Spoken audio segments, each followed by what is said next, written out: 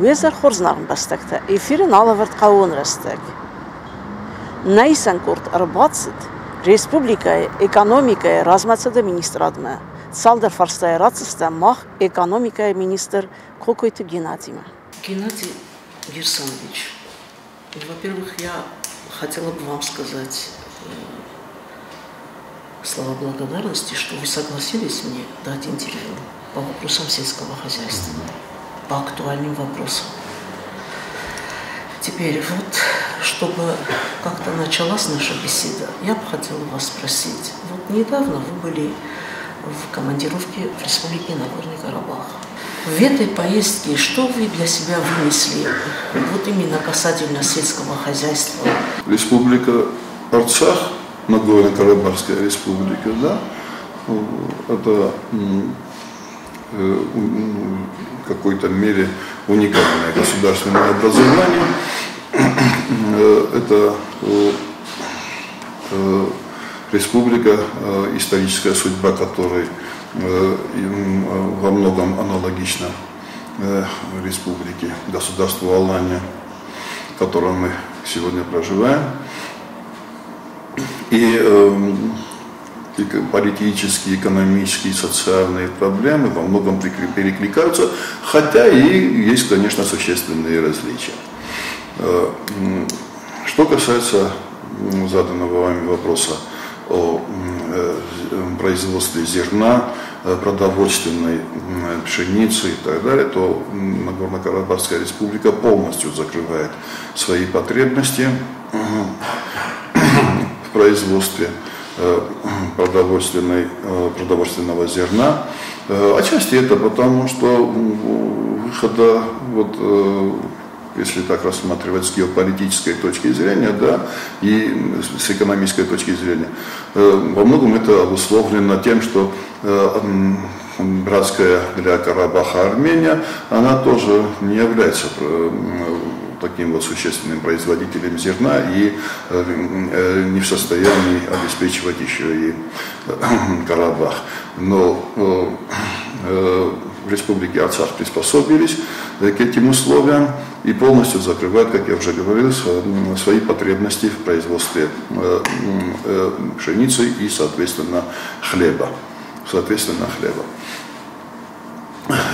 Это несмотря на то, что в Карабахе достаточно суровые климатические условия, они гораздо более суровые, чем, например, в Южной Осетии.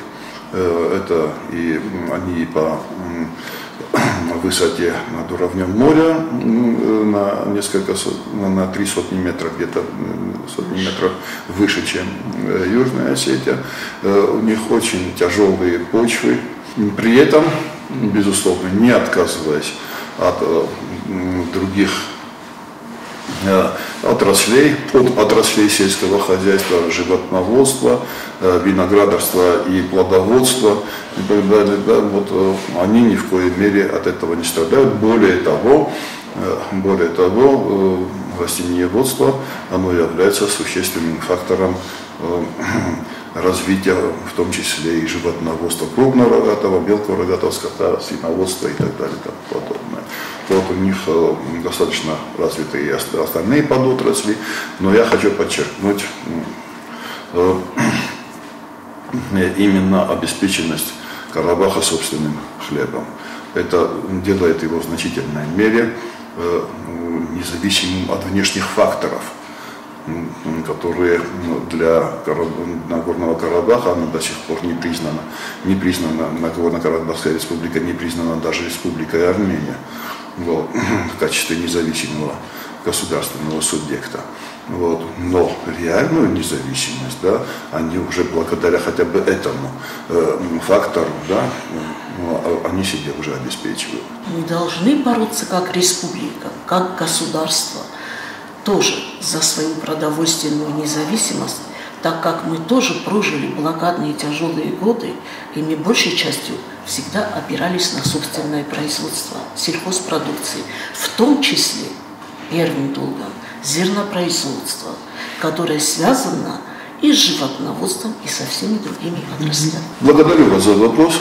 действительно, Южная Осетия традиционно была аграрно-индустриальным государственным образованием. Это касается и дореволюционного, до 17 года, и советского периодов.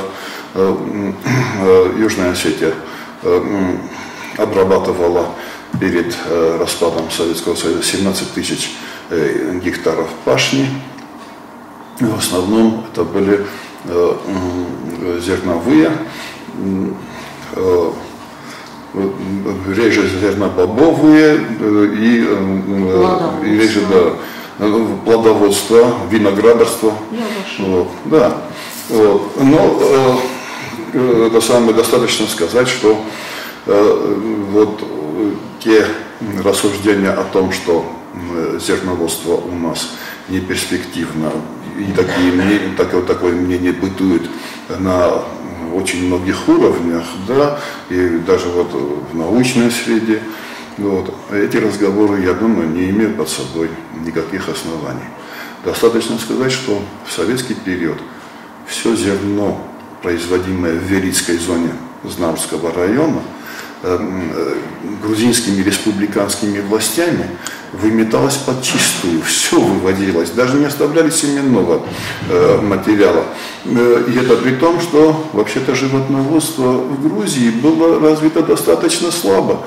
И поэтому нельзя говорить, что все это зерно было фуражным, да, и что на корм скоту это не так, не соответствует действительности. Именно выметалось продовольственное зерно и семенное зерно тоже, в том числе у нас были и питомники по производству зерна и так далее. Вот. То есть семенного материала. Вот. И даже вот в тяжелейшие периоды Великой Отечественной войны вот, старики, женщины, подростки, да, они тем не менее выращивали зерно и отправляли его на нужды фронта тоже в том числе. Вот. Южная Осетия была, вот, ну, тогда нельзя было сказать, что это экспортер зерна, да, но то, что вывозилось это зерно, да, помимо обеспечения себя собственным хлебом, да, еще и зерно вывозилось. Вот, то есть был избыток производства этой продукции. Не говоря уже о том, что это было хорошим подспудным фактором для развития того же животноводства. Это и соломенные прессы, которые шли на корм скоту, и остальные, и комбикорма, которые из фуражного зерна производились. То есть со всех точек зрения зерноводство, оно абсолютно необходимо для нормального функционирования любой страны. Причем, сейчас я поясню свою мысль. Дело в том, что производство зерна – это важнейшая политическая задача. Важнейшая политическая задача. Давайте мы с вами задумаемся вот над чем. Слыхали ли вы когда-нибудь вообще, что государство создает стратегические запасы винограда, например, да, или, короче говоря, овощей, фруктов, может быть, в какой-то мере картофеля, да, вот, короче говоря, такой и то, да, понятно, да, может быть, но любое государство всегда создает запасы, стратегические запасы именно зерна продовольственного. Вспомним о том, что в 2010 году в России был неурожай зерновых. И тогдашний президент Российской Федерации Дмитрий Анатольевич Медведев своим указом ввел эмбарго на вывоз пшеницы, на вывоз как самого зерна, так и производных от этого зерна, в частности муки. Вот, представим себе на минуточку, что пограничники пограничного поста Нижний Зарамак начали выполнять указ президента Медведева. Что с нами тогда в этом случае было? Вот. Ясно, что по политическим соображениям этого не произошло. Но если бы вот так вот формально подходить к этой ситуации, пограничники не имели права пропускать зерно на территорию Южной Осетии и муку, которую мы завозим извне. вот, а своей муки у нас нет. И поэтому можно себе представить, перед какой угрозой жизни обеспечения вообще мы бы встали, понимаете? Вот. Именно поэтому мы в первую очередь, там есть много других факторов, но именно поэтому в первую очередь нам необходимо производство нашей пшеницы, нашего продовольствия. Вот. Второй момент.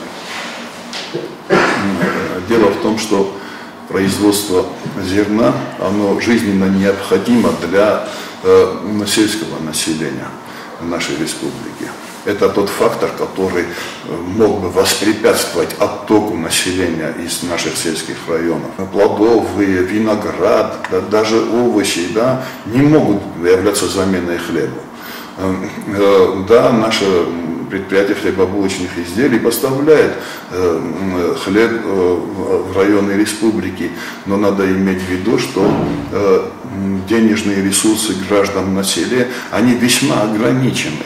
И наличности там вот для покупки хлеба тоже не очень много.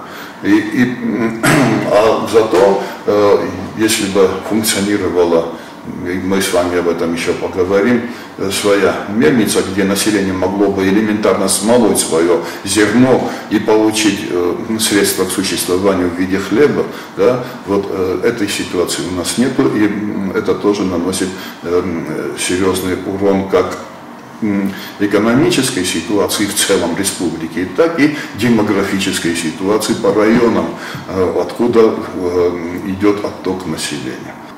Между тем, именно вот то, о чем мы с вами говорили, и Нагорный Карабах для этого является ярчайшим примером, да, вот это могло бы в значительной мере снизить остроту проблемы и где-то сбалансировать состояние уровня жизни по нашим районам и избежать диспропорций, которые в этом случае неизбежно наступают. Следующая проблема заключается в том, что мы, не производя своего хлеба, фактически это самое, полностью зависим от внешних факторов, от урожая зерна в Российской Федерации, там, от качества зерна, которое, муки конечного итога, муки, да, которая к нам завозится, да, и все эти факторы нами не регулируются никак. И в этом смысле государство не выполняет своих функций в этой сфере. Вот. Я надеюсь, я почти полностью уверен, что новое руководство обратит на эту проблему самое серьезное внимание, и мы сможем переломить ситуацию все-таки в лучшую сторону.